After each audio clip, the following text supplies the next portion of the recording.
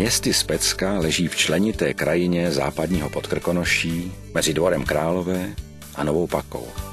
V obci žije 1300 obyvatel. Obec Pecka byla 1. září 2003 vyhlášena městskou památkovou zónou. Dokladem bohaté historie obce je řada kulturních památek.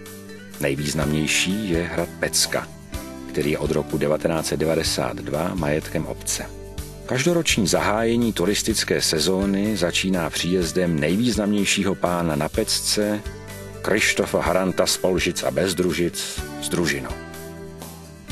V roce 1830 zámek do základů vyhořel a v dalších desetiletích rychle chátral. Dnes je v jeho 3 opravených patrech instalována interiérová expozice věnovaná osobnosti Kryštofa Haranta z Polžic a Bezdružic, dějinám hradu a obce. Její součástí je i stylová středověká kuchyně, mučírna a rozsáhlé sklepení. Pro veřejnost je hrad přístupný od dubna do října. Hrad Pecka bývá nazýván perlou Podkrkonoší a určitě vám stojí za návštěvu. Významnou ukázkou barokního umění na Pecce je sochařská výzdoba náměstí.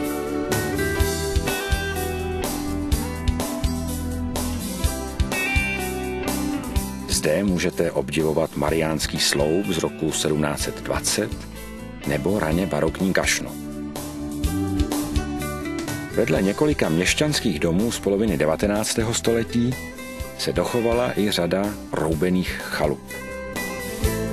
Součástí Městyse jsou i obce Arnoštov a Kal s ukázkami nejstarší lidové architektury. Na kalské návsi je panská kovárna z 18. století. V památkovém seznamu je zapsána jako klasicistní stavba, která je technickou památkou manufakturní výroby z konce 18. století.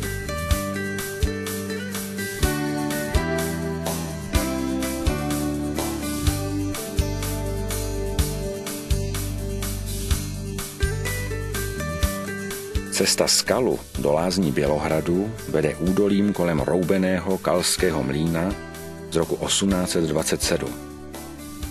Mlýn je v soukromém vlastnictví a není přístupný veřejnosti.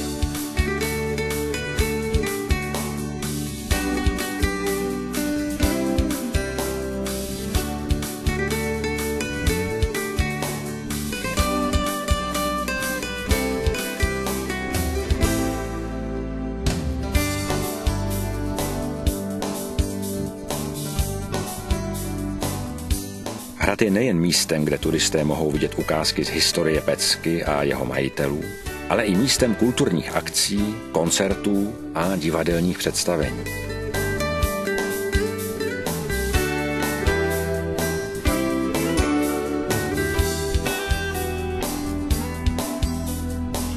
Místem koncertů je i kostel svatého Bartoloměje.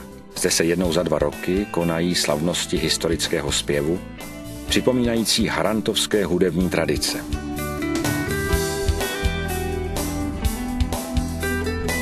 Kostel svatého Bartoloměje byl v polovině 18. století barokně přestavěn a v současnosti je průběžně restaurován.